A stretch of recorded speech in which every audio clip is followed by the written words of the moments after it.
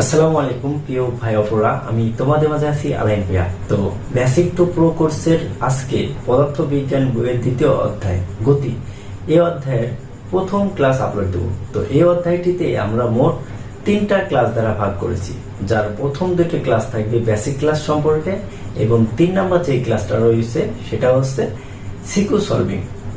এবং এই 3টা ক্লাস যদি তোমরা কেউ করো তাহলে আশা করি দ্বিতীয় অধ্যায় গতি, এই অধ্যায়টির সম্পর্কে পুরোপুরি তোমার একটা ধারণা চলে আসবে, যার দ্বারা তোমার এই অধ্যায়ের আর কোনো সমস্যা থাকার কথা না। তো এই অধ্যায়টি আমরা অনেক সহজ ভাষায় বেসিক ক্লাসগুলো করাবো। তো এই অধ্যায়ের শুরুতে তোমাদের বই যেটা রয়েছে সেটা হচ্ছে স্থিতি এবং গতি। স্থিতি গতি জিনিসটা কি? স্থিতি মানে কি স্থির, গতি মানে কি জোরে জোরে যাচ্ছে বা অবস্থানের পরিবর্তন হচ্ছে, এটা হচ্ছে গতি, তাই না? তাহলে দেখো, একটা টেবিলের উপরে ধরে নাও এটা একটা টেবিল, ঠিক আছে? এই টেবিলটার উপরে তুমি যদি একটা বই রাখো বা কোনো বস্তু রাখো, এখন কিছুক্ষণ পরে এসেও দেখলা যে এই টেবিলটার উপরে এই বইটাই আছে, মানে যেখানে ছিল সেখানে আছে। আরো 1 ঘন্টা পর আসলা, তাও দেখলা যেখানে ছিল সেখানে আছে। তাহলে সময়ের সাথে সাথে এই বস্তুটার কি অবস্থানের পরিবর্তন হয়েছে? এই বস্তুটা কি এদিকে বা এদিকে বা উপরে কোনো জায়গায় গেছে? যায় নাই। সময়ের সাথে সাথে কিন্তু এই বইটার অবস্থানের পরিবর্তন হয় নাই। তাহলে এটা কি? এটা স্থির। তাহলে সময়ের সাথে সাথে যদি কোনো বস্তুর অবস্থানের পরিবর্তন না হয় সেটাই হচ্ছে স্থিতি। আশা করি স্থিতি কি সেটা আমরা বুঝতে পারছি। এরপরে দেখো গতি কি? গতি মানে কি? দেখো দেখো আমি যে হেঁটে হেঁটে যাচ্ছি, আমি যে জোরে জোরে হাঁটছি, তাহলে আমার একটা গতি আছে না? আমি যদি মোটর সাইকেলে চলে যেতাম তাহলে আমার গতিটা আরো বেশি হতো। আমরা কিন্তু গতি সম্পর্কে জানি। তাহলে গতি জিনিসটাই কি? গতি জিনিসটা হচ্ছে সময়ের সাথে সাথে অবস্থানের পরিবর্তন হওয়াটাই গতি। আশা করি আমরা স্থিতি এবং গতি সম্পর্কে ধারণা পেয়েছি। তো এর পরবর্তীতে তোমাদের বইয়ে রয়েছে বিভিন্ন প্রকার গতি। তো বিভিন্ন প্রকার গতিতে তোমাদের মোট 5টা গতি রয়েছে। সেই গতিগুলো কি কি দেখো, আমি সুন্দর করে লিখে দিছি যে 1 হচ্ছে সরল রৈখিক গতি, 2 হচ্ছে ঘূর্ণন গতি, 3 হচ্ছে চলন গতি, 4 হচ্ছে পর্যাবৃত্ত গতি এবং 5 হচ্ছে সরল স্পন্দন গতি। গতি মোট 5 প্রকার। এই 5 প্রকার আশা করি তোমরা এই 5 প্রকার মুখস্থ করে ফেলছো ইতিমধ্যে। তো রিডিং পড়ার দ্বারা আমরা কিন্তু খুব সহজে কিন্তু বুঝতে পারি না। তো আমি মূলত তোমাদের বুঝিয়ে দেওয়ার জন্য সুন্দর করে সংখ্যাগুলো তুলে রাখছি। তো দেখো, প্রথমেই আসি সরল রৈখিক গতি। সরল রৈখিক গতি মানে কি? সোজা পথে হেঁটে হেঁটে চলে গেলাম, সোজা পথে মোটরসাইকেল চালিয়ে চলে গেলাম, সোজা পথে বাস চলে যাচ্ছে। তাহলে সরল পথে গতিশীল কোনো বস্তুটাই হচ্ছে সরল রৈখিক গতি, তাই না? আশা করি সরল রৈখিক গতি কি বুঝতে পারছি। এবার উদাহরণ দেখবো আমরা। দেখো, সংজ্ঞা দেখবো। কোন বস্তু সরল রেখা বরাবর চলতে থাকে। তাহলে কোন বস্তু, মনে করে এখানে একটা বাস, সরি মোটরসাইকেল দিলাম, ঠিক আছে? তো কেমন হয়? এই যে মোটরসাইকেল যাচ্ছে, হ্যাঁ, যদি এখন তেল সংকট, মোটরসাইকেল সবাই বের করতে পারতেছে না, তাহলে এই যে মোটরসাইকেল, এই মোটরসাইকেলটা তোমার সোজা যাইতেছে, তাহলে সরল রেখা বরাবর যাইতেছে না? সরল রেখা বরাবর যদি যায় তাহলে এটা কোন গতিতে যাইতেছে? এটা হচ্ছে সরল রৈখিক গতিতে যাচ্ছে। বা অথবা তোমাকে সরল রৈখিক না বলে দিতে পারে রৈখিক গতিতে যাচ্ছে। বুঝাইতে পারছি? সরল রৈখিক গতি আর রৈখিক গতি একই বোঝায়। আশা করি বুঝতে পারছো। তাহলে সরল রৈখিকের বেলায় মোটরসাইকেলটা কি করছে? সোজা যেতেছে, ঠিক আছে? যেটাই হবে এখানে এই বস্তুটা সোজা যাবে। বুঝাইতে পারছি? তো চিত্র দ্বারা আঁকায় দিলে একটু বুঝতে সুবিধা হয়। এর পরবর্তীতে কি আছে দেখো, ঘূর্ণন গতি। ঘূর্ণন গতি মানে কি? গোল গোল করে ঘুরতেছে, তাই না? এটাই হচ্ছে ঘূর্ণন গতি। তাহলে ঘূর্ণন গতির উদাহরণগুলো আমরা আগে একটু লক্ষ্য করি। ঘূর্ণন গতির উদাহরণ তুমি কি দিতে পারো? আমাদের বাসার ফ্যান। ফ্যান কি গোল গোল করে ঘুরে। তারপরে কি হাতে ঘড়ি থাকে না? ঘড়ির কাঁটা গোল গোল করে ঘুরে। আবার কি থাকে, যেমন পৃথিবীকে কেন্দ্র করে তার চারপাশে কি ঘুরে? উপগ্রহ, চাঁদ, তাই না? তো পৃথিবীকে কেন্দ্র করে চাঁদ গোল গোল করে ঘুরে। তাহলে এগুলো হচ্ছে ঘূর্ণন গতির উদাহরণ, ঠিক আছে? তো ঘূর্ণন গতি কি? দেখো, সময়ের সাথে সাথে কোনো নির্দিষ্ট বিন্দুকে কেন্দ্র করে ঘুরতে থাকে। তাহলে এই ক্ষেত্রে একটা জিনিস মাথায় রাখবা, সেটা হচ্ছে সময়ের সাথে সাথে কোনো নির্দিষ্ট বিন্দু, এই যে নির্দিষ্ট বিন্দু, মেন কথা হচ্ছে এটা। তাহলে সময়ের সাথে সাথে নির্দিষ্ট বিন্দু, মনে করো এটা ফ্যান, ঠিক আছে, এটা হচ্ছে ফ্যান। তাহলে এই ফ্যানটা সময়ের সাথে সাথে কোনো নির্দিষ্ট বিন্দুকে কেন্দ্র করে ঘুরবে। ধরো যদি আমরা এই বিন্দুটা এখানে নিই, তাহলে এই বিন্দুটাকে কেন্দ্র করে কি করবে, ঘুরবে, ঠিক আছে। আবার যদি আমরা এখানে ধরি তাও হবে, আবার যদি এখানে ধরি তাও হবে। তাহলে সময়ের সাথে সাথে কোনো নির্দিষ্ট বিন্দুকে কেন্দ্র করে যদি ঘুরে, সেটা হচ্ছে ঘূর্ণন গতির উদাহরণ। তাহলে আমরা যদি পৃথিবী ধরতাম, তাহলে এটি মনে করো পৃথিবী, তাহলে এই পৃথিবীটাকে চারপাশে দেখো চাঁদ ঘুরতেছে, সময়ের সাথে সাথে পৃথিবীটাকে কেন্দ্র করে কিন্তু চাঁদ ঘুরতেছে। তাহলে এই ক্ষেত্রে এটা কি, এটা হচ্ছে ঘূর্ণন গতির উদাহরণ। ঘড়ির কাঁটার বেলাও সেম, ঘড়ির কাঁটা তো বুঝোই, আশা করি এটা আঁকা দিতে হবে না। তাহলে আমরা বুঝলাম কি ঘূর্ণন গতি, ঘূর্ণন গতি হচ্ছে সময়ের সাথে সাথে কোনো নির্দিষ্ট বিন্দুকে, তাহলে কোনো নির্দিষ্ট বিন্দুকে কেন্দ্র করে ঘুরবে, সেটা হচ্ছে ঘূর্ণন গতি, গোল গোল করে ঘুরবে, এক কথায় শেষ। তাহলে আমাদের দুইটা, হ্যাঁ, সরলরৈখিক গতি হলো, ঘূর্ণন গতি সম্পর্কেও আমরা জানতে পারলাম। ক্লাসটা খেয়ে রেকর্ড দিতেছে, তো এরপরে দেখো চলন গতি। চলন গতিটা ভাইয়া বোঝার ব্যাপার আছে। এখন চলন গতির উদাহরণ আমরা বাস্তবিক ক্ষেত্রে খুব কম দেখি। মনে করো তুমি মোটরসাইকেল চালাইতেছ, তাহলে মোটরসাইকেলের ক্ষেত্রে মোটরসাইকেল সোজা যাইতেছে, তাহলে এই ক্ষেত্রে যদি এটা ধরে নেওয়া যায় যে মোটরসাইকেলে কোনো চাকা নেই, চাকা বাদে যদি মোটরসাইকেল হিসাব করো, তাহলে সেটা যদি সোজা যায়, সরলরৈখিক বরাবর যদি যায়, তাহলে সেটা কিন্তু চলন গতির উদাহরণ হবে। শুধুমাত্র চাকা থাকার কারণে কিন্তু তার উদাহরণটা চলন গতিতে হইতেছে না। তো চলন গতি জিনিসটা কি দেখো, এখন তো যুদ্ধ লেগে গেছে, তাই না? যুদ্ধের ক্ষেত্রে ধরো আমরা মিসাইল, মনে করো ইসরায়েলকে মিসাইল মারবে হচ্ছে ইরান। তো মিসাইলটা কি এক ধরনের রকেট, ঠিক আছে, মিসাইল হচ্ছে এক ধরনের রকেট, ঠিক আছে, ক্ষেপণাস্ত্র, ঠিক আছে। এই রকেটটা এমনিতে মনে করো আগুন লাগায় উঠবে। এখন এই রকেটটা উঠতে উঠতে উঠতে উঠতে মনে করো এই পর্যন্ত পৃথিবী এরিয়া, এই বন্ধু সে সোজা উঠলো, উঠার পরে কি করবে, এদিকে টান দিবে অথবা এদিকে টান দিবে, যেদিকে ইচ্ছা সেদিকে টান দিবে। এখন এইখান থেকে এই পর্যন্ত যদি আমরা হিসাব করি, তাহলে কি করবে, এটা কিন্তু সোজায় উঠবে। মনে করো এই যে আমার এই মার্কারটা হচ্ছে মিসাইল, ঠিক আছে। তাহলে এইটা কি করছে, সোজা যেতেছে। তাহলে এই যে সোজা এই পর্যন্ত উঠলো, উঠে এটা এদিকে চলে গেল। তাহলে এইটুকু হিসাব না করে আমরা যদি এইখান থেকে এই পর্যন্ত হিসাব করি যে সোজা উঠছে, তাহলে এইখান থেকে এতটুকু যাওয়ার যে গতিটা আছে, সেটা কিন্তু আমরা বলতে পারি চলন গতি। কেন চলন গতি বলতে পারি, কারণ দেখো এটা যদি চারটা কেন্দ্র আমরা ধরি, মানে চারটা কোণা যদি আমরা ধরি, এটা এটা এটা এটা, এই উড়ার সময় এই চারটা কোণার দূরত্ব কিন্তু সব সময় একই বরাবর থাকে, কোনটা কিন্তু এরকম করে বেঁকে যায় না। বেঁকে গেলে কিন্তু সমান দূরত্ব নিয়ে কিন্তু যাইতেছে না। তাহলে না বেঁকে যদি সোজাসুজি যায়, তাহলে এইটার চার কোণা কিন্তু সবসময় একই দূরত্ব অবস্থান নিয়ে কিন্তু আগাইতে থাকে। তাহলে যতক্ষণ পর্যন্ত এই চার কোণা সমান দূরত্ব অবস্থান নিয়ে আগাইতে থাকবে, ততক্ষণ কিন্তু সেটা হচ্ছে চলন গতির উদাহরণ। আবার যদি একটু ব্যাখ্যা হয়ে যায়, তাহলে কিন্তু সেটা চলন গতির উদাহরণ না। আমরা প্লেনে চলে যাই না, তাহলে আমরা প্লেনে চলে যাওয়ার সময় মনে করি এটা একটা প্লেন, এত বড় না, ছোট করে দিয়ে, হ্যাঁ, এটা মনে করো একটা প্লেন, এই প্লেনটা চার কোণাটি একটা প্লেন, ঠিক আছে। মনে করো সাপোজ তোমাদের আলামিন ভাইয়া হচ্ছে চার কোণাটি একটা প্লেন আবিষ্কার করে ফেলছে, ঠিক আছে। তো চার কোণাটি প্লেন, এই প্লেনটা ওড়ার সময় কি করবে, এদিকে বেঁকবে। স্বাভাবিকভাবে বুঝো, এটা কিন্তু এভাবে বেঁকবে না, এভাবে কিন্তু বেঁকবে, তাহলে বেঁকে আবার সোজা হবে। তাহলে এটা কি, আমি যদি বলি এটা কি চলন গতির উদাহরণ হবে ভাইয়া? এই দেখো এটার চারটা কোণা এই বরাবর এই বরাবর এই বরাবর এই বরাবর ছিল, এখন বেঁকে গেছে না, এই চারটা বিন্দু কিন্তু বেঁকে গেছে। তাহলে বেঁকে যাইতেছে বারবার, এখানে যাই বেঁকছে, এখানে যাই বেঁকছে, আবার এখানে যাই বেঁকছে। তাহলে যদি তার চারটা কোণা সমান দূরত্ব নিয়ে যদি না যায়, যদি বেঁকে টেকে যায়, তাহলে কিন্তু সেটা চলন গতির উদাহরণ হবে না।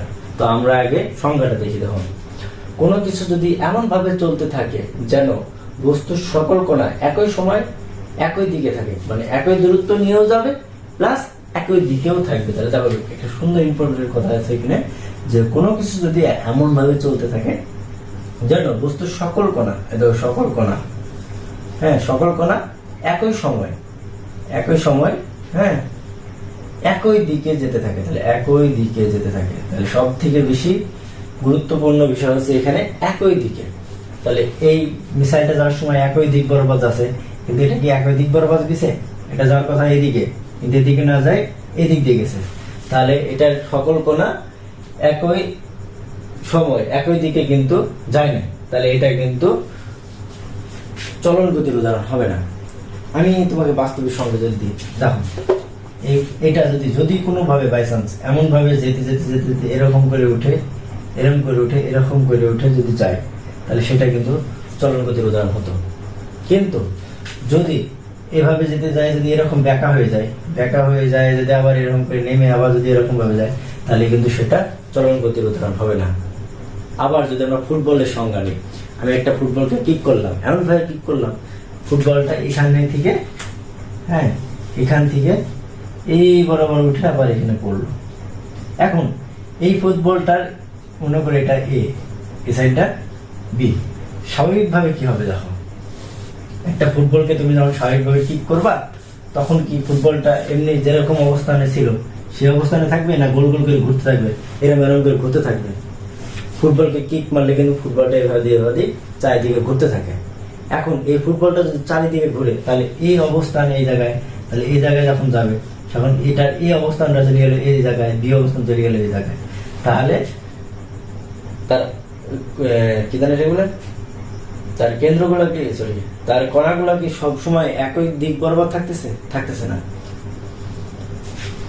তাহলে সকল কণা কিন্তু একই সময় একই দিক বরাবর থাকতেছে না, কারণ কিন্তু এটা ঘুরে যেতেছে। আবার যদি এখানে যখন চলে যাবে, তখন দেখা যাচ্ছে যে বি চলে গেছে এখানে, এ চলে গেছে এখানে, তাহলে এইটা কিন্তু চলন গতির উদাহরণ হবে না।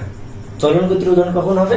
যখন এটা কিক করার পর এটার মনে করো এই যে কণাটা আছে, এই কণা এর জায়গায় থাকবে, বি কণা বির জায়গায় থাকবে, তাহলে সব সময় একই দিক বরাবর যদি মাইনাস যায়, মানে মাইনাস চলে, মাইনাস সামনের দিকে আগে থাকে, সেই ক্ষেত্রে কিন্তু আমরা এটা বলতে পারবো যে চলন গতির উদাহরণ। তো বাস্তব দৃষ্টিতে আমরা যদি আমাদের যে বাস চলে না, বাসের ভিতরে আমরা দাঁড়ায় থাকি, তাহলে আমাদের সব মানে একই সময়ে আমাদের একই কণাগুলো কিন্তু দেখা যাচ্ছে মাথার, হাত, পা একই অবস্থানে থাকে, তাহলে সেটা কিন্তু আমাদের সামনের দিকে আগায় নিয়ে চলে যায়। তাহলে আমরা যে অবস্থানে দাঁড়ায় রয়েছি, বাস যে আমাদের সামনে নিয়ে যেতেছি, বাসের ভিতরে যে আমরা আছি, আমরা কিন্তু চলন গতির উদাহরণ। আবার বাসটা যে যাইতেছে, বাস কি করে? বাস চার ঘন্টা থাকে, চারটা চাকা আছে, সামনের দিকে আগে গেল, তাহলে তার কণাগুলো একই সময় একই দিক বরাবর আগাইতেছে না? একই সময় কিন্তু একই দিক বরাবর কিন্তু আগাইতেছে। এখন এই ক্ষেত্রে যদি চাকার দিকে লক্ষ্য করো, চাকা তো এরকম করে ভাইয়া ঘুরবে, চাকা তো এরকম করে ঘুরবে না? তাহলে এই চাকা কি চলন গতির উদাহরণ হবে না। যদি না ঘুরতো, যদি স্লিপ কাটে যেত, ব্রেক করছে, ব্রেক করার পর স্লিপ কাটে সামনে দিয়ে চলে গেছে, তাহলে এই স্লিপ কাটাটুকু কিন্তু চলন গতির উদাহরণ হতো। আবার যদি আমরা চাকাকে যদি গন্তের ভিতরে না এসে মনে করো আমরা আমাদের বাইজিক হিসাবে চাকাকে বাদ দিলাম, তাহলে চাকাকে বাদ দিলে তার চারটা কণা একই সময় একই দিক বরাবর কিন্তু আগাইতেছে, তাহলে সেই ক্ষেত্রে কিন্তু সেটা চলন গতির উদাহরণ। তো আশা করি চলন গতি জিনিসটা কি তোমরা বুঝতে পারছো।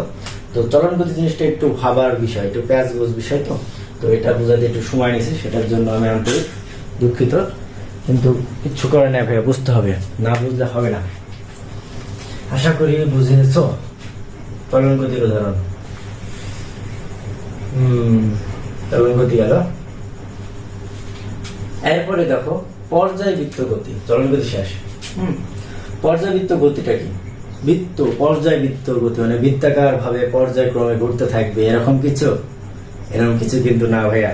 এই ক্ষেত্রে দেখো ঘূর্ণন গতি, পর্যায়বৃত্ত গতি, সরল স্পন্দন গতি, তিনটা বিষয় কিন্তু আমাদের একটু পেঁচানো আছে, মানে আমরা কিন্তু সহজেই কিন্তু পেঁচিয়ে যেতে পারে। তো এই তিনটা প্রায় এক লাগে আমাদের মানে বাহ্যিক দৃষ্টিতে, কিন্তু দেখো এটার ভিতরে পার্থক্য আছে। ঘূর্ণন গতি তো আমরা দেখছি, ঘূর্ণন গতি সম্পর্কে আর বলবো না ভাইয়া। এবার দেখো পর্যায়বৃত্ত গতি কোন নির্দিষ্ট বিন্দুকে কেন্দ্র করে, তাহলে এটারও নির্দিষ্ট বিন্দুকে কেন্দ্র করছে, এ দেখো এটার মতো কেন্দ্র করে ঘুরতেছে, এরকম কিছু হবে। দেখো কোন নির্দিষ্ট বিন্দুকে কেন্দ্র করে, কোনো নির্দিষ্ট বিন্দুকে কেন্দ্র করে নির্দিষ্ট সময় পর পর, এই যে নির্দিষ্ট সময় পর পর একইভাবে চলতে থাকে, নির্দিষ্ট সময় পর পর একইভাবে চলতে থাকে, সেটা হচ্ছে পর্যায়বৃত্ত গতির উদাহরণ। তাহলে এই ক্ষেত্রে কিন্তু নির্দিষ্ট সময়টা উল্লেখ করে দিছে। তোমার কিন্তু এখানে নির্দিষ্ট সময় উল্লেখ করছিল না, যে ঘূর্ণন গতির বেলায় নির্দিষ্ট সময় উল্লেখ করছিল, ফ্যানটা জোরে ঘুরতে ঘুরতে এখন ফ্যানটা অফ করে দিলাম, তাহলে আস্তে আস্তে ঘুরবে না, তাহলে নির্দিষ্ট সময় এখানে উল্লেখ করে নাই। কিন্তু তোমার এখানে বলছে যে কোনো নির্দিষ্ট বিন্দুকে কেন্দ্র করে নির্দিষ্ট সময় পর পর একইভাবে চলতে থাকে। তাহলে এটার উদাহরণ কিন্তু ফ্যান। এটার উদাহরণ কি? এটার উদাহরণ কিন্তু বৈদ্যুতিক ফ্যান। আবার আমাদের যে হৃদস্পন্দন হয় না, হৃদস্পন্দন কি করে, যে টুক টুক টুক টুক এরকম এরকম করে না। তো এই ক্ষেত্রে এটা তো সোজা যাইতেছে আবার আসতেছে, এরকম না, আমি জাস্ট বলতেছি যে এরকম হইতেছে আবার এরকম হইতেছে। তাহলে এটা কিভাবে পর্যায়বৃত্ত গতির উদাহরণ হয়? দেখো আগে ভালো করে বলবা, কোন নির্দিষ্ট বিন্দুকে কেন্দ্র করে নির্দিষ্ট সময় পর পর একইভাবে চলে। এখন নির্দিষ্ট বিন্দু বলতে গেলে এটা থেকে তুমি এই জায়গায় গেলা, কিছু আবার মনে করে এই দেওয়াল পর্যন্ত, আবার এই জায়গায় আসলা, আবার এদিকে গেলা, আবার এদিকে আসলা। তুমি যদি সাইকেল নিয়ে যাও, কথার কথা, তুমি সাইকেল নিয়ে যাইতেছো, এখানে 1 মিনিট লাগছে, আবার এখানে আসলা 1 মিনিট লাগলো, আবার এখানে গেলা 1 মিনিট লাগলো, আবার এখানে আসলা 1 মিনিট লাগলো। তাহলে কি করছো, যে একটা নির্দিষ্ট বিন্দুকে কেন্দ্র করে নির্দিষ্ট সময় পর পর, একটা নির্দিষ্ট সময়কে কেন্দ্র, একটা নির্দিষ্ট বিন্দুকে কেন্দ্র করে একটা নির্দিষ্ট সময় পর পর একইভাবে চলতে থাকে। মানে এই চলার প্রক্রিয়াটা একই হইতেছে, যে একবার যাইতেছো একবার আসতেছো, একবার যাইতেছো একবার আসতেছো, নির্দিষ্ট সময় পর পর একটা নির্দিষ্ট বিন্দুকে কেন্দ্র করে কিন্তু এই প্রক্রিয়াটা চালাইতেছো। তাহলে এটা পর্যাবৃত্ত গতির উদাহরণ। তাহলে আমাদের হৃদস্পন্দন কি করে, যে একটা নির্দিষ্ট সময় পর পর একটা করে বিট দেয়, তাহলে বিট দিয়ে আবার পূর্ব অবস্থান থাকে। তাহলে পূর্ব অবস্থানটাকে যদি আমরা একটা নির্দিষ্ট কেন্দ্র ধরি, তাহলে নির্দিষ্ট সময় পর পর একটা করে কিন্তু বিট দিছে, আবার পূর্ব অবস্থানে আসছে। তাহলে এটা অবশ্যই পর্যাবৃত্ত গতির উদাহরণ হবে। আবার পর্যাবৃত্ত গতির উদাহরণ আরেকটা কি, মনে করে এখানে স্প্রিং, ঠিক আছে, এই স্প্রিংটা এইভাবে ঘুরে নিচে নামছে। এখন এই স্প্রিংটাকে যদি সুন্দর করে যদি আমরা এইখানে কেন্দ্র ধরি, এটা কি, এটাকে মনে করো কেন্দ্র ধরি, তাহলে এই কেন্দ্র ধরলে এটা একবার নিচে নামবে আর একবার উপরে উঠবে, আবার নিচে নামবে আবার উপরে উঠবে। তাহলে একটা নির্দিষ্ট সময় পর পর নিচে নামছে উপরে উঠছে, নিচে নামছে উপরে উঠছে। তাহলে একটা নির্দিষ্ট বিন্দুকে কেন্দ্র করে একটা নির্দিষ্ট সময় পর পর একইভাবে যদি সেই প্রক্রিয়াটা চলতে থাকে, সেটা হবে পর্যায়বৃত্ত গতির উদাহরণ। তাহলে আমাদের ঘড়ির কাঁটাও হবে। কেন? ঘড়ির কাঁটা একটা নির্দিষ্ট সময় পর পর গোল গোল করে ঘুরতেছে, একটা নির্দিষ্ট সময় পর পর একটা বিন্দুকে কেন্দ্র করে গোল গোল করে ঘুরতেছে, এটা হচ্ছে পর্যায়বৃত্ত গতির উদাহরণ। এখন ঘূর্ণন গতি আর পর্যায়বৃত্ত গতির ভিতরে কোনটা প্যাচ লাগে? ঘূর্ণন গতি মানে সেটা গোল গোল করে ঘুরবে, কিন্তু পর্যায়বৃত্ত গতি বলতে গেলে সেটা যে গোল গোল করে ঘুরবে তা না, গোল গোল করেও ঘুরতে পারে। আবার এই দেখো, সামনে গেছে পিছনে আসছে, সামনে গেছে পিছনে আসছে, এভাবেও যাইতে পারে। বুঝাইতে পারছি? তাহলে পর্যায়বৃত্ত গতি আর ঘূর্ণন গতি এই দুটার ভিতরে কি প্যাচ লাগবে? প্যাচ লাগে কিছু না, ঠিক আছে, খুব ইজি, বুঝে পড়তে পারলে খুব ইজি। তাহলে এইটা গেল কিসের? এটা হচ্ছে পর্যায়বৃত্ত গতির। স্প্রিং, ফ্যান, হার্টবিট একটা নির্দিষ্ট অবস্থান থেকে সামনের দিকে যায়, আবার যদি ফিরে আসে, আবার যদি যায় আবার ফিরে আসি, এই প্রক্রিয়াটা বারবার যদি চালায় একটা নির্দিষ্ট বিন্দুকে কেন্দ্র করে নির্দিষ্ট সময় ব্যবধানে, তাহলে সেটা হবে পর্যাবৃত্ত গতির উদাহরণ। আমি বেশি বকছি তো এটা নিয়ে মাথায় প্যাচগোস পাকায় আওলায় কিছু নাই, মানে একটু যাতে ফিল পাও, তোমরা বুঝতে পারো আর কি, সেটা করে চেষ্টা করি। তাহলে পর্যাবৃত্ত গতি শেষ, আশা করি শেষ, বুঝছো? তারপরে সরল স্পন্দন গতি। সরল স্পন্দন গতি, দেখো সরল স্পন্দন গতি জিনিসটা কি? তুমি যদি পর্যাবৃত্ত গতি সম্পর্কে না ধারণা না, তাহলে কিন্তু সরল স্পন্দন গতি বুঝতে পারবে না। পর্যাবৃত্ত যে গতিটা আছে না, সেটা হচ্ছে সরল স্পন্দন গতি, কিন্তু আবার সব সরল স্পন্দন গতি কিন্তু পর্যায়বৃত্ত গতির উদাহরণ না। মানে পৃথিবীতে যত প্রকার পর্যায়বৃত্ত গতি আছে সবগুলো হচ্ছে সরল স্পন্দন গতি, কিন্তু সবগুলো সরল স্পন্দন গতি কিন্তু আবার পর্যাবৃত্ত গতি না। তাহলে সব এখানে আবার কিরকম পার্থক্য, সুন্দর মতো পার্থক্যটা আমি বোঝাই দিই। একটা ইউনিক একটা আছে, মানে সব থেকে কার্যকরী যে উদাহরণটা আছে সেটা দিয়েই আমি ব্যাখ্যা করার চেষ্টা করব। তোমাদের একটা সময় ছিল, ঠিক আছে, দেওয়াল ঘড়ি আছে না, দেওয়াল ঘড়িতে পেন্ডুলাম লাগানো ছিল। মানে আজ থেকে প্রায় 10-12 বছর আগে আমরা দেখতাম মসজিদে অনেক বড় যে ঘড়িগুলো আছে, সেই ঘড়িতে কি লাগানো থাকে, ঘড়ির নিচে তোমার একটা ঘন্টার মতো লাগানো থাকে। সেই ঘন্টাটা কি করে একবার এদিকে যায়, আবার এদিকে যায়, এদিকে যায়, এদিকে যায়। আমরা ওটাকে সেকেন্ড দোলক বলি বা পেন্ডুলাম বলি। তো এটা এভাবেই কিন্তু ঘুরতে থাকে, বুঝছো? তো ওটা হচ্ছে মূলত পেন্ডুলাম। তাহলে এই পেন্ডুলামটা যদি তোমার এই জায়গায় থাকে, এই জায়গা থেকে অবশ্যই এভাবে উঠবে, তাই না? তাহলে এবার থাকার কথা, এবার পরে গেল, এটাই স্বাভাবিক, তাই না? তাহলে এই পেন্ডুলামের ক্ষেত্রে কি ঘটে দেখো, এই পেন্ডুলামের ক্ষেত্রে যদি আমরা এটাকে কেন্দ্র ধরি তাহলে কি ঘটবে, এই পেন্ডুলাম থেকে একবার এদিকে উঠলো, উঠছে, আবার একবার এই জায়গায় চলে যাবে, আবার এটা এদিকে যাবে। তাহলে একবার এদিকে যাচ্ছে, এদিকে গেছে, এদিকে যাইছে, আবার এদিকে আসছে। তাহলে মেন কাহিনীটা কি হচ্ছে, এটার এদিকে একবার পেন্ডুলাম এদিকে যাচ্ছে, আবার একবার এদিকে যাচ্ছে, মানে বিপরীত দিকে যাচ্ছে। একবার এদিকে যাচ্ছে, তার বিপরীত দিকে যাচ্ছে, একবার এদিকে যাচ্ছে, তার বিপরীত দিকে যাচ্ছে। তাহলে বিপরীত দিকে যাচ্ছে, এই জিনিসটা মাথায় রাখবা। দেখো, পর্যাবৃত্ত গতি সম্পন্ন কোন বস্তু অর্ধেক সময় একদিকে এবং বাকি অর্ধেক সময় বিপরীত দিকে চলতে থাকে। তাহলে পর্যায়বৃত্ত গতি সম্পন্ন, মানে এই যে পর্যায়বৃত্ত গতি সম্পন্ন কোন বস্তু যদি তার অর্ধেক সময় যেদিকে থাকবে, তার বাকি অর্ধেক সময় তার বিপরীত দিকে থাকবে। মেন বিষয় হচ্ছে পর্যায়বৃত্ত গতি সম্পন্ন কোনো বস্তু অর্ধেক সময় যেদিকে যাচ্ছে, তার বাকি অর্ধেক সময় বিপরীত দিকে যাবে। এটাই হবে সরল স্পন্দন গতি।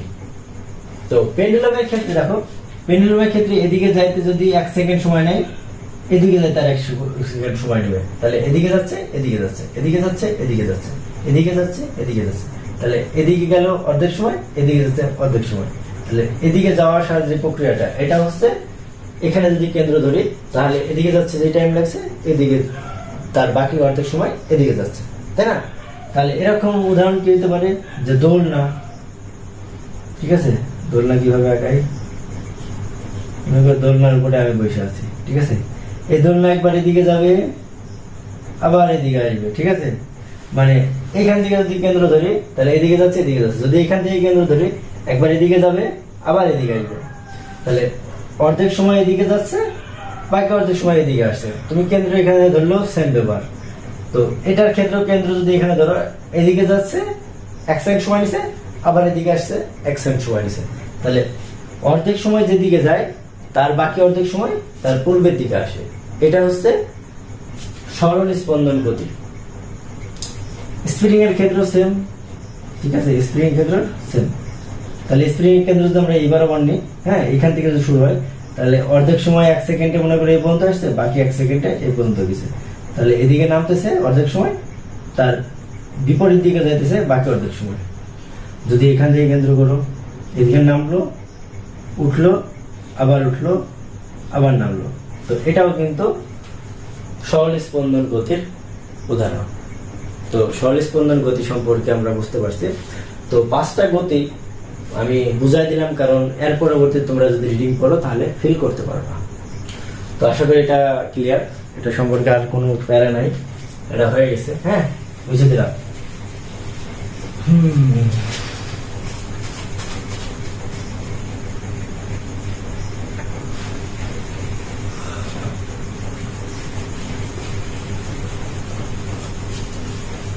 বোর্ডে কালি লেগে যাচ্ছে, অনেকদিন পর ক্লাস নিচ্ছি।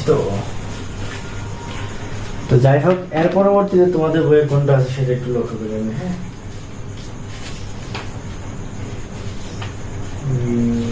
রাশি, এরপরে তোমাদের আছে রাশি।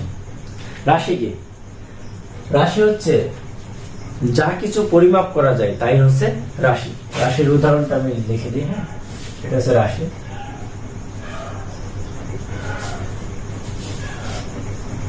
যা কিছু পরিমাপ করা যায় তাই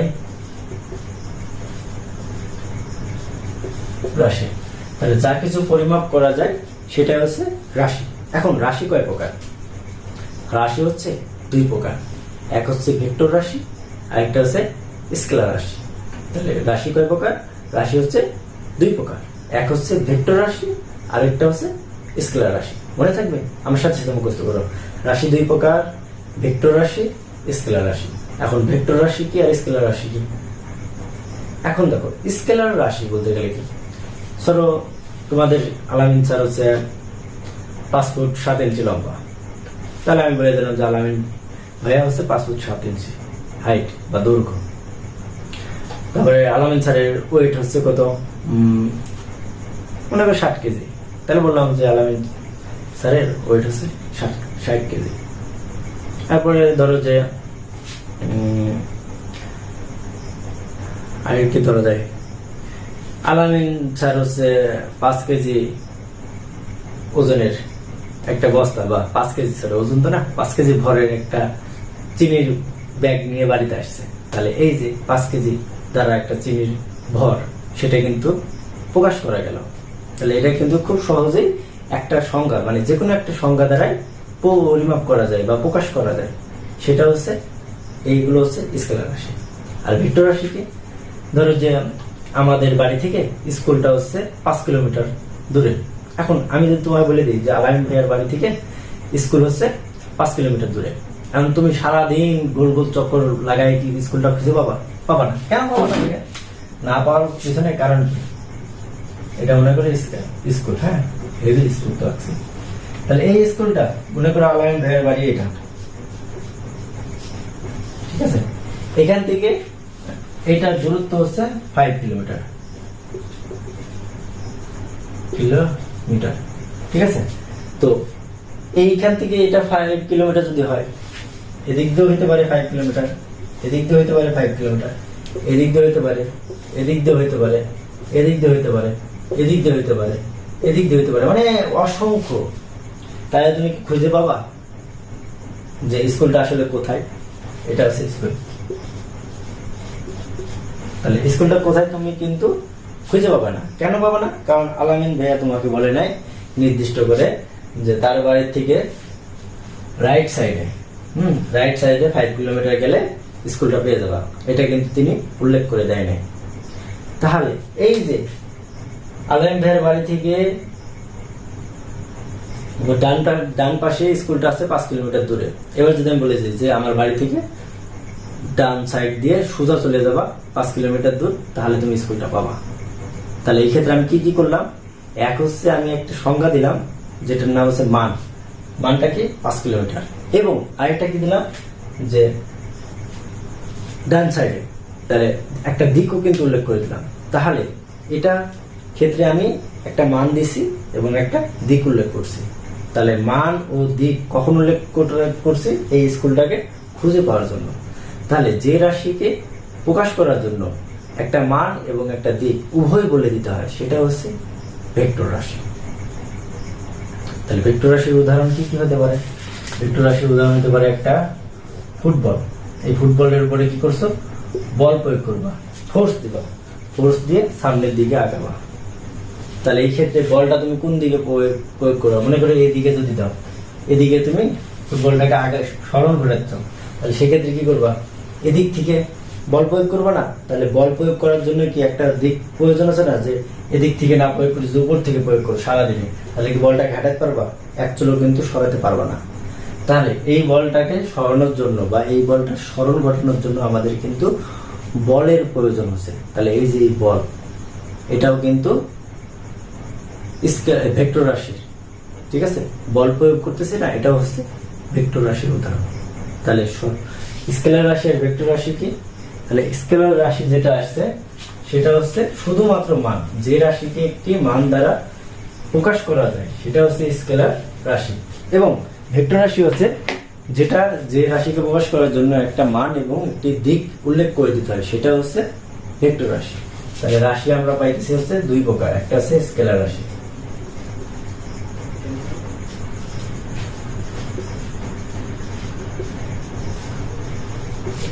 আর আরেকটা পাইতেছি কি, আরেকটা হচ্ছে ভেক্টর রাশি।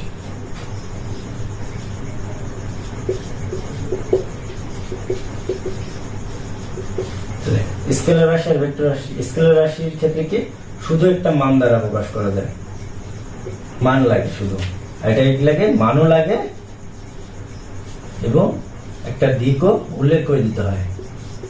বুঝতে পারছি? তাহলে যে রাশিকে প্রকাশ করার জন্য শুধুমাত্র একটা মান দ্বারা প্রকাশ করা যায় সেটা হচ্ছে স্কেলার রাশি, এবং যে রাশি প্রকাশ করার জন্য একটি মানের পাশাপাশি একটি দিকও উল্লেখ করে দিতে হয় সেটা হচ্ছে ভেক্টর রাশি। তাহলে স্কেলার রাশি কি, স্কেলার রাশির ক্ষেত্রে উদাহরণ যদি আমরা লক্ষ্য করি তাহলে যে 5 কেজি ভর, তারপরে হচ্ছে দৈর্ঘ্য, তারপরে হচ্ছে টাকার পরিমাণ, ঠিক আছে, এইগুলো হচ্ছে স্কেলার রাশি। এবং ভেক্টর রাশির ক্ষেত্রে কি, ভেক্টর রাশির উদাহরণ হচ্ছে কোনো মান এবং দিক, তাই না? তাহলে বল প্রয়োগ করা, তারপরে আরো আছে, দেখি একটু মনে করতেছে না, হ্যাঁ, তবে বল প্রয়োগ করা, ত্বরণ ঘটানো, তারপরে হচ্ছে বস্তুটার স্মরণ ঘটানো। স্মরণ ঘটানো মানে কি, দেখো বস্তুটার অবস্থানের পরিবর্তন ঘটানো, তাই না? বা একটা বস্তু এদিকে আছে, এদিক থেকে এদিকে নিয়ে যাবো, তাহলে আদি অবস্থান এটা, শেষ অবস্থান এটা, তাই না? তাহলে এই বস্তুটা এখান থেকে এই জায়গায় নিয়ে গেছি, অথবা এখান থেকে নিয়ে আবার এখানে নিয়ে গেছি, তাহলে এই বস্তুটার কি ঘটছে, স্মরণ ঘটছে। তাহলে এই বস্তুটার অবস্থানের পরিবর্তন ঘটছে। সেই ক্ষেত্রে কোন দিকে পরিবর্তন ঘটছে, এদিকে না এদিকে, দেখো এদিকে ডান সাইডে, ডান সাইডে অবস্থানের পরিবর্তন হচ্ছে। তাহলে এই ক্ষেত্রে এটাও কিন্তু ভেক্টর রাশির উদাহরণ। বুঝতে পারছি? ভেক্টর রাশি কি, ভেক্টর রাশি হচ্ছে মান এবং দিক উভয় থাকা লাগবে। আশা করি এটা বুঝতে পারছো, স্কেলার রাশি এবং ভেক্টর রাশি। এর পরবর্তীতে তোমাদের আছে দ্রুতি এবং সরণ। দ্রুতি এবং সরণ, সরণ কি দ্রুতি কি, এই দুটো আমাদের জানতে হবে।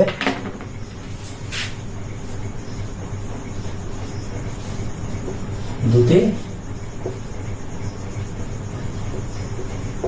সরণ। তাহলে দ্রুতি হচ্ছে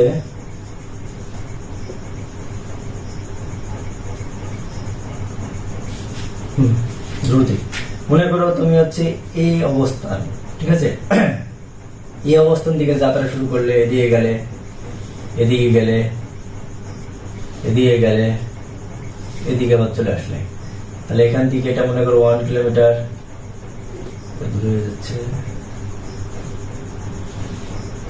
এখানে আছে 2 কিলোমিটার, এখানে 3, এখানে 4 কিলোমিটার। তাহলে এই গন্তব্য স্থান থেকে তুমি এই বি গন্তব্য স্থানে আসতো, তাহলে এখান থেকে শুরুতে দিয়ে গেছো, তারপরে এদিকে গেছো, তারপরে এদিকে গেছো, তারপরে এদিকে গেছো, তাহলে মোট তুমি এখান থেকে 1 কিলোমিটার, 2 কিলোমিটার, 3 কিলোমিটার, 4 কিলোমিটার, তাহলে তুমি মোট 4 কিলোমিটার দূরত্ব অতিক্রম করছো, এটা হচ্ছে দ্রুতি। তাহলে মোট অতিক্রান্ত দূরত্ব হচ্ছে দ্রুতি। তাহলে এখান থেকে এটুকু এটুকু এটুকু এটুকু, তাহলে মোট অতিক্রান্ত দূরত্ব কত, 4 কিলোমিটার। তাহলে দ্রুতির সংখ্যা হচ্ছে মোট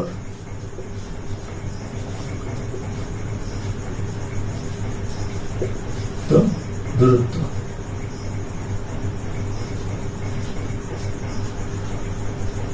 তাহলে মোট অতিক্রান্ত দূরত্ব হচ্ছে দ্রুতি। তাহলে সরণ কি, সরণ কি হচ্ছে, ও সরণ, সরণ, সরণ। সরণ কি দাঁড়িয়েছে, দেখো এই যে আমরা দ্রুতি অতিক্রম করছি কত, 1 কিলোমিটার, 2 কিলোমিটার, 3 কিলোমিটার, 4 কিলোমিটার পথ কিন্তু অতিক্রম করছি। এখন এই ক্ষেত্রে সরণ মানে কি, সরণ হচ্ছে তুমি যতই দূর ঘুরে ঘুরে যাও না কেন, তোমার আদি অবস্থান কোনটা, এটা, এবং শেষ অবস্থান কোনটা, এটা। তাহলে আদি এবং শেষ অবস্থানের মাঝে সর্বনিম্ন যে সরল রৈখিক দূরত্বটা আছে সেটা হচ্ছে সরল। তাহলে আদি অবস্থান এটা, শেষ অবস্থান এটা। তাহলে এই অবস্থানের মধ্যবর্তী যে দূরত্বটা সেটা মনে করো 1.5 কিলোমিটার। তাহলে আদি থেকে শেষ সরল রৈখিক যে দূরত্বটা আছে সেটা হচ্ছে সরল। তাহলে আদি থেকে অবস্থান হতে শেষ অবস্থান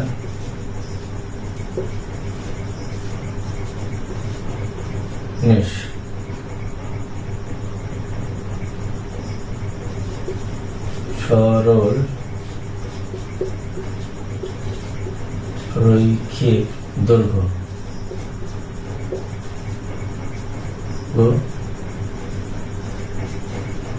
হলো সরল। তাহলে আদি অবস্থান হতে শেষ অবস্থানের সরল রৈখিক দৈর্ঘ্য হলো সরল। এরপরে হচ্ছে দ্রুতি এবং বেগ। সবাই কি বুঝতে পারছি? দেখো, এই অবস্থান থেকে তুমি গেলা এদিকে, এদিকে গেলা, এদিকে গেলা, আবার এদিকে গেলা, আবার এদিকে গেলা। তাহলে এই আদি অবস্থান এটা, শেষ অবস্থান এটা, ঠিক আছে? তাহলে আদি অবস্থান এবং শেষ অবস্থানের মধ্যে এই যে এত দূর যে ঘুরে গেছো, এত দূর যে ঘুরে গেছো, এগুলা কি? এগুলা হচ্ছে দ্রুতি। এগুলা কি? এগুলা হচ্ছে দ্রুতি। তাহলে তোমার দ্রুতি মনে করো এখানে 1 কিলোমিটার, 2 কিলোমিটার, 3, 4, 5, 6, মনে করো তুমি 6 কিলোমিটার দূরত্ব অতিক্রম করছো। তাহলে এই মোট যে অতিক্রান্ত দূরত্বটা আছে সেটা হচ্ছে দ্রুতি। এবং এদের মধ্যবর্তী মানে আদি অবস্থান থেকে শেষ অবস্থানে তুমি একেবারে সরল রেখা বরাবর, মানে সরল রৈখিক যে দূরত্বটা আছে সর্বনিম্ন, এখান থেকে এই পর্যন্ত সর্বনিম্ন দূরত্ব এটুকু দেখা যাচ্ছে যে 3 কিলোমিটার, ঠিক আছে? তাহলে এই যে 3 কিলোমিটার পথটা এটা হচ্ছে সরণ। তাহলে আদি অবস্থান হতে শেষ অবস্থানের সরল রৈখিক দৈর্ঘ্য হলো সরল। আশা করি সরণ ক্লিয়ার, বুঝতে পারছো? তারপরে রয়েছে দ্রুতি এবং বেগ। দ্রুতি এবং বেগ, এখন মজার বিষয় হচ্ছে যে দ্রুতি এবং বেগের মাঝে তুমি কোনো পার্থক্য খুঁজে পাবা না। কেন খুঁজে পাবা না? কারণ তোমাদের বইয়ে রৈখিক গতি সম্পর্কে কিন্তু আলোচনা করা আছে। তোমাদের বইয়ে যত প্রকার ম্যাথ দেওয়া আছে এবং টেস্ট পেপারে যত প্রকার ম্যাথ দেওয়া আছে সবগুলো কিন্তু রৈখিক গতি নিয়ে বা রৈখিক গতি রিলেটিভ, যার কারণে দ্রুতি এবং বেগের মাঝে কোনো পার্থক্য পাবা না। তো দ্রুতি এবং বেগ জিনিসটার ভিতরে কিন্তু সূক্ষ্ম একটা পার্থক্য রয়েছে। দ্রুতি হচ্ছে দূরত্বের, হ্যাঁ, সময়ের সাথে সাথে দূরত্বের যে পরিবর্তনের হার সেটাই হচ্ছে দ্রুতি। দ্রুতি হচ্ছে সময়ের সাথে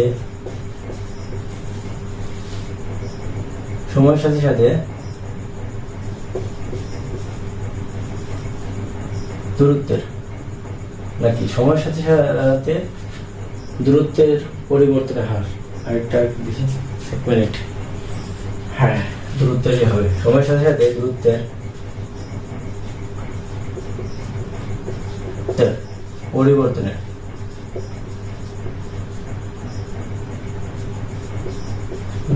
হার। সময়ের সাথে সাথে দূরত্বের পরিবর্তনের হারকে দ্রুতি বলে।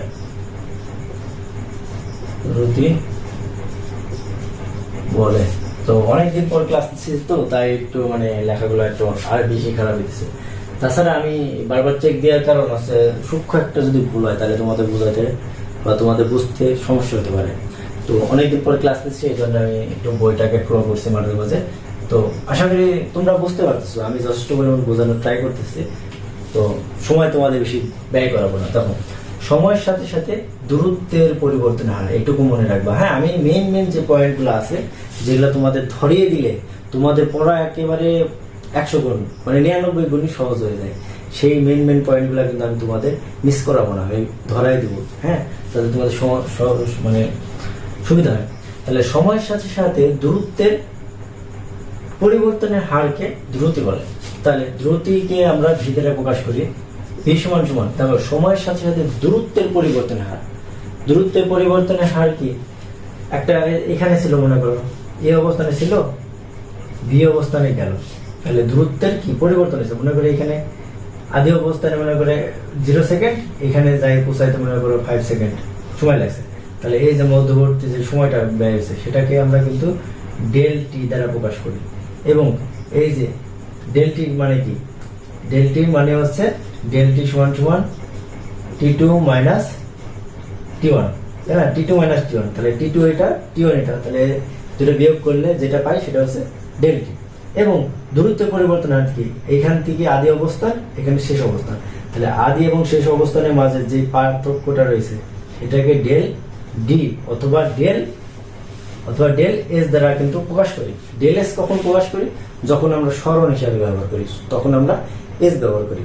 তাছাড়া বেশিরভাগ ক্ষেত্রে কিন্তু আমরা যদি সরণ না হয়, বাকি জাস্ট দূরত্ব হয়, এমনি জাস্ট দূরত্ব হিসাবে আমরা ম্যাথ কাউন্ট করি, সেই ক্ষেত্রে কিন্তু আমরা যে দূরত্বটা অতিক্রম করছে এখান থেকে এই পর্যন্ত যে দূরত্বটা সেটাকে কিন্তু আমরা ডি দ্বারা প্রকাশ করে থাকি। তো এই ক্ষেত্রে সরণ রিলেটিভ না, তো আমরা এই ক্ষেত্রে সরণ রিলেটিভ না, এই ক্ষেত্রে আমরা কি দূরত্ব রিলেটিভ। তাহলে এই অবস্থান এখান থেকে বি অবস্থান, তাহলে এখান থেকে এই পর্যন্ত গেছে, তাহলে কি D2, তাহলে এটা হচ্ছে D1, এটা হচ্ছে D2, তাহলে D1 D2 ডেল D সমান সমান কি D2 মাইনাস D1, তাই না? তাহলে D2 মাইনাস D1 না দিয়ে আমরা ডেল D দিতে পারি। তাহলে কি বলতো? সময়ের সাথে সাথে দূরত্বের পরিবর্তন হার, তাহলে দূরত্ব কতটুকু হয়েছে? Del D. তাহলে পরিবর্তনের হার কার সাথে? সময়ের সাথে সাথে। তাহলে সময়ের সাথে সাথে কি? আদি অবস্থায় T1, এটা T2, তাহলে ডেল টি কত হবে? ডেল টি হবে T2 মাইনাস T1, তো এটাই তো। তাহলে এটার পরিবর্তে আমরা এটা লিখতে পারি, তাহলে ডেল টি। তাহলে এটা হচ্ছে সময়ের সাথে দূরত্বের পরিবর্তনের হার।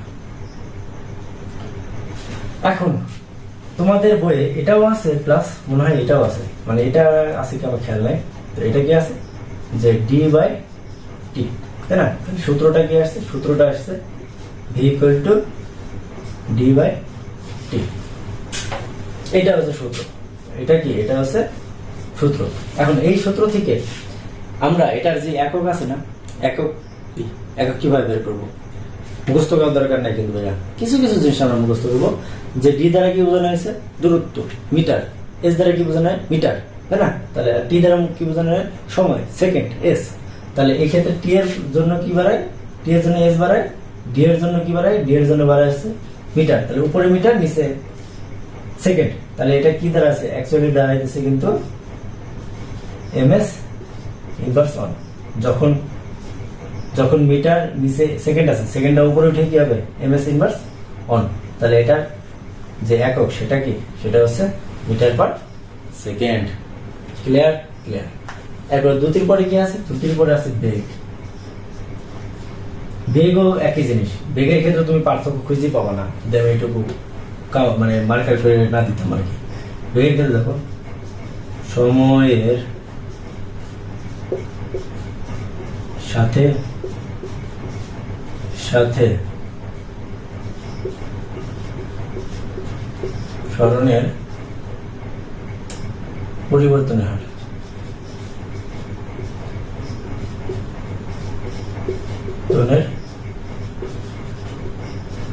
হারকে বেগ বলে। তাহলে দেখো এই রিডিংটা পড়ো। সময়ের সাথে সাথে দূরত্বের পরিবর্তনের হারকে দ্রুতি বলে, আর সময়ের সাথে সাথে সরণের পরিবর্তনের হারকে বেগ বলে।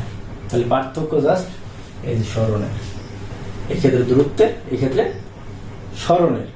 তাহলে সরণটা কিভাবে হয়েছিল? এই যে এই অবস্থান থেকে এদিকে এদিকে এদিকে এদিকে এদিকে এই অবস্থান, তাহলে এই যে এইটুকু কিন্তু সরণ।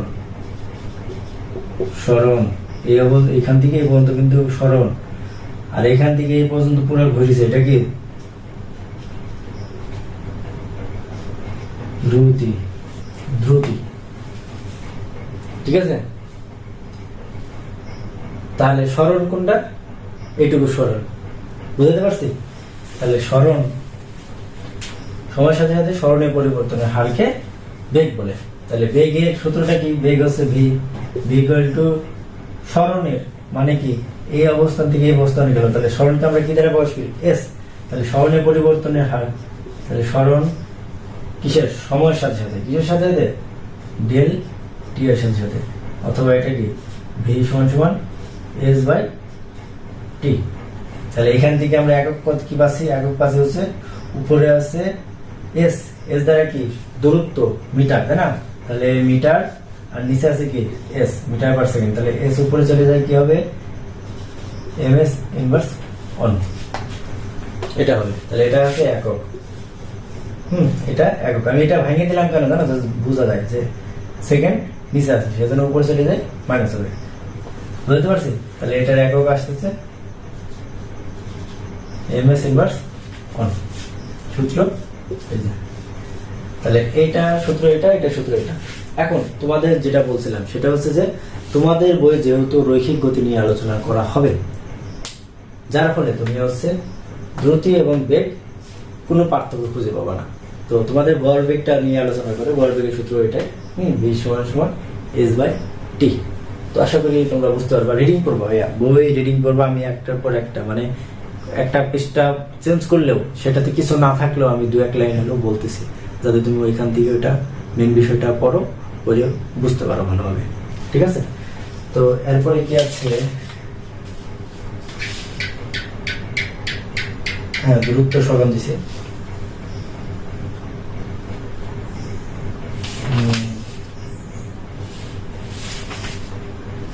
ত্বরণ এবং মন্দন, অনেক ইম্পর্টেন্ট একটা টপিকস। ত্বরণ মন্দন, ত্বরণ এবং মন্দন।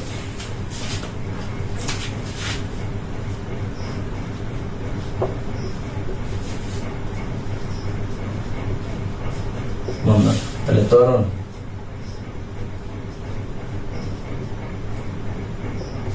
ত্বরণের সংজ্ঞা দিয়ে, ত্বরণের সংজ্ঞা হচ্ছে, ভুলে যাচ্ছি কেন আমি, অনেকদিন পর ক্লাস নিছি না। হ্যাঁ, সময়ের সাথে সাথে বেগের পরিবর্তনের হারকে ত্বরণ বলে। সময়ের সাথে সাথে বেগের পরিবর্তনের হারকে ত্বরণ বলে। তাহলে সময়ের সাথে সাথে বেগের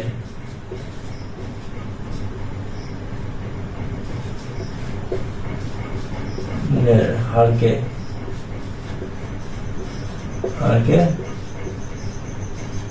ত্বরণ বলে। তাহলে সময়ের সাথে সাথে বেগের পরিবর্তনের হারকে ত্বরণ বলে। তাহলে ত্বরণের সূত্রটা আমরা লিখতে পারবো না? ত্বরণকে আমরা কি দ্বারা প্রকাশ করি ভাইয়া? এ দ্বারা প্রকাশ করি। এ ইকুয়াল টু সময়ের সাথে সাথে বেগের পরিবর্তনের হার। বেগের পরিবর্তনের হার মানে কি? আদি অবস্থানকে আমরা ইউ দ্বারা প্রকাশ করি আর শেষ অবস্থানকে ভি দ্বারা প্রকাশ করি। তাহলে বেগের পরিবর্তন কি? বেগের পরিবর্তন এই ক্ষেত্রে ভি মাইনাস ইউ। তাহলে ভি মাইনাস ইউ, আদি থেকে মানে শেষ থেকে আদিটা বিয়োগ করা মানে কি? পরিবর্তন বের করা, তাই না? তাহলে মনে করো যে কি জানো বলে, বুঝতে পারছি যে শেষ থেকে আদিটা বিয়োগ করলে বেগের পরিবর্তনটা আমরা পেয়ে যাবো। এখন বেগের পরিবর্তনের হার কার সাথে? সময়ের সাথে। তাহলে ডিভাইডেড বাই টি। তাহলে বেগের পরিবর্তনের হারকে ত্বরণ বলে। তাহলে ত্বরণের সূত্র আমরা পাইলাম, দেখলাম। তাহলে V minus you by T, এটা হচ্ছে ত্বরণের সূত্র। তাহলে ত্বরণের একক কি? ত্বরণের একক হচ্ছে আমরা জানি মিটার পার সেকেন্ড স্কয়ার, এটা হচ্ছে একক। এখন এই এককটা আমরা মনে নাই, বাই চান্স মনে নাই, তাহলে কি করব? দেখো, বেগকে আমরা কি দ্বারা প্রকাশ করি? এম এস ইনভার্স অন। বেগকে আমরা এম এস ইনভার্স অন দ্বারা প্রকাশ করি। এটা তো আমরা জানি মিটার পার সেকেন্ডে প্রকাশ করি, যে এটা এত মিটার পার সেকেন্ড বেগে যাইতেছে। এখন টি এর একক কি? টি এর একক হচ্ছে এস, মাঝখানে ভাগ আছে। এখন এই এস যখন উপরে চলে যাবে তখন কি হবে? এম এস ইনভার্স ওয়ান আছে, এস আরেকটা গেল, তাহলে S inverse one, S inverse two. তাহলে এমএস ইনভার্স 2 বলতে পারি আমরা, মিটার পার সেকেন্ড স্কয়ার আমরা বলতে পারি। তাহলে আমরা এককটা পাইলাম, এটা হচ্ছে একক। আশা করি তোমরা বুঝতে পারছো। একক তো এককই তুললে, অন্য কিছু বলে এটা একক তো, হ্যাঁ এককই বলে হয়তো। যদি একক বা অন্য কিছু বলে থাকি তাহলে তোমরা এটা মিলাই নিবা, হ্যাঁ। কারণ ক্লাসটা আমি অনেক গুছাই নেওয়ার জন্য সবকিছু গুছাই রাখছিলাম, তো ভাবছিলাম যে একটা ক্লাস দ্বারাই তোমাদের বেসিক পড়াই দেবো। তো পরবর্তীতে দেখলাম যে মেলা রাত হয়ে যেতেছে, কারেন্টে খুব প্যারা দেয়, হ্যাঁ, আর ঝড় বৃষ্টির সময়, যার ফলে 2টা ভাগে ভাগ করে ফেলছে। তো সারাদিন আমার রিভিশন দেওয়া নেই, তো একটু কেমন লাগতেছে। তো এটা গেল হচ্ছে ত্বরণের সংজ্ঞা। তাহলে ত্বরণ যদি হয় এটা, তাহলে মন্দন কি? মন্দন হচ্ছে ত্বরণের বিপরীত। এক কথায় ত্বরণ মন্দন বলতে গেলে তুমি যেটা বলবা, ত্বরণ তুমি বুঝে গেলে, মানে ত্বরণ তুমি যদি জানো তাহলে আর মন্দন দরকার নাই। ত্বরণের যে মানটা বাড়াবে সেটা সবসময় ধনাত্মক বের হয়, এবং ধনাত্মক বের হলে মন্দনের যে মানটা বাড়াবে সেটা হচ্ছে ঋণাত্মক বের হবে। ঠিক আছে? এখন আর একটু ভালোভাবে বোঝায় যে সময়ের সাথে যে বেগের পরিবর্তন হয়, মনে করো একটা ট্রাক এখান থেকে যাইতেছে, ঠিক আছে, ট্রাক এবার যাইতেছে, তাহলে মনে করো আস্তে আস্তে বেগ বাড়তেছে, এই অবস্থানে শুরু করছে যাত্রা, এই পর্যন্ত গতি বাড়ছে, এই পর্যন্ত মনে করো যে 50 এমএস ইনভার্স 1 বেগ উঠে গেছে, এই জায়গায় মনে করো 25 এমএস ইনভার্স 1। এখন এই জায়গায় থেকে বেগ আর বাড়েনি, মানে সমবেগে চলতেছে আর কি, 50 এমএস ইনভার্স 1। এখন এই জায়গা থেকে আবার বেগটা কমে গেছে, তাহলে এখানে এসে মনে করো 10 এমএস ইনভার্স 1 হয়েছে। তাহলে এই ক্ষেত্রে বেগ বাড়ছে কতটুকু? এই যে পর্যন্ত বেগ বাড়ছে, তাহলে এই ক্ষেত্রে এতটুকু পরিমাণে কিন্তু তার ত্বরণ হয়েছে। ঠিক আছে, তার ত্বরণ মান আছে, সেটা গড় বেগ। গড় বেগ বের করে নিলে তুমি এইটার ত্বরণটা পেয়ে যাবা। তাহলে এই ক্ষেত্রে এই ত্বরণটা তুমি যদি বের করো তাহলে কি করবা? আদি বেগ কত? এখানে মনে করো আদি বেগ 0 ছিল, ঠিক আছে, সেই বেগ কত? সেই বেগ 50। তাহলে এই সূত্রটা মনে করো এখান থেকে এই পর্যন্ত যাইতে মনে করো যে 5 সেকেন্ড লাগছে, আর এখান থেকে মনে করো আরো 3 সেকেন্ড চলছে, এখান থেকে আবার মনে করো 5 সেকেন্ড লাগছে নামতে, হ্যাঁ। তো এখান থেকে 5 সেকেন্ডে তুমি 50 এমএস ইনভার্স 1 বেগে লাভ করছে। এখন তোমার এখান থেকে তুমি ত্বরণটা এই সূত্র দ্বারা বের করতে হবে। আবার এই সূত্র দ্বারা এখান আদি বেগ কত? এইখানে এসে আদি বেগ কিন্তু তুমি যদি 50 ধরো, সেই বেগ কত? সেই বেগ 50, সময় লাগছে কত? 3। এখন ভাগ করে দেখবা যে এখানকার ত্বরণের যে মানটা, সেই মানটা বেরোবে ত্বরণ এ সমান সমান 0 মিটার পার সেকেন্ড স্কয়ার।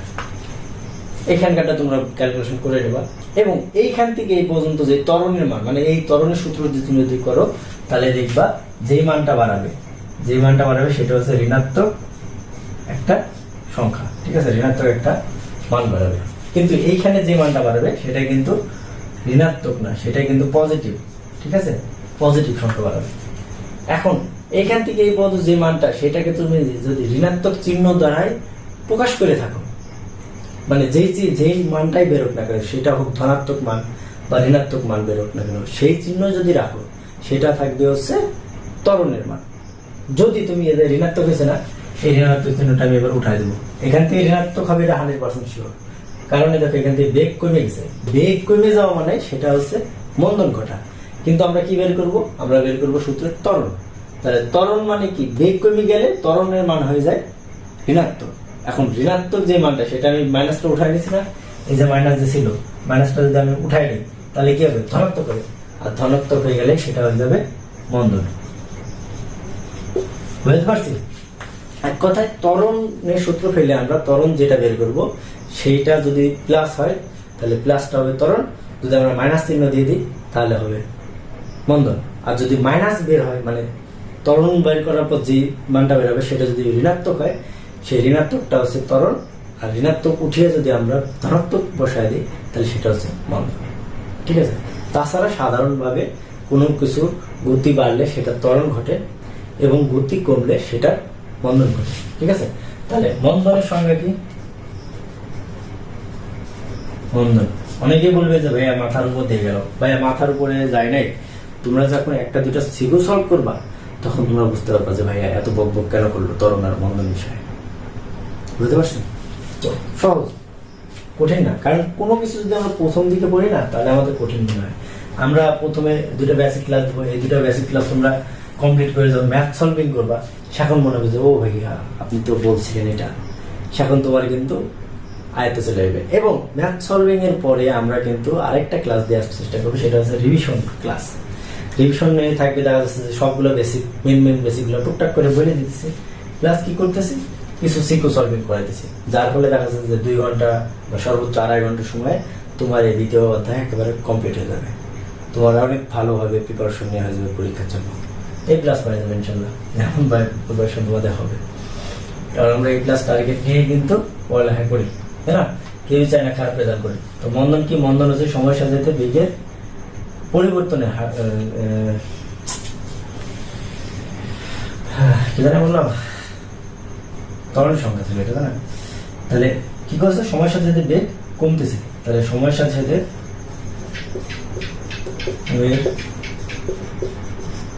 সাথে যদি বেগ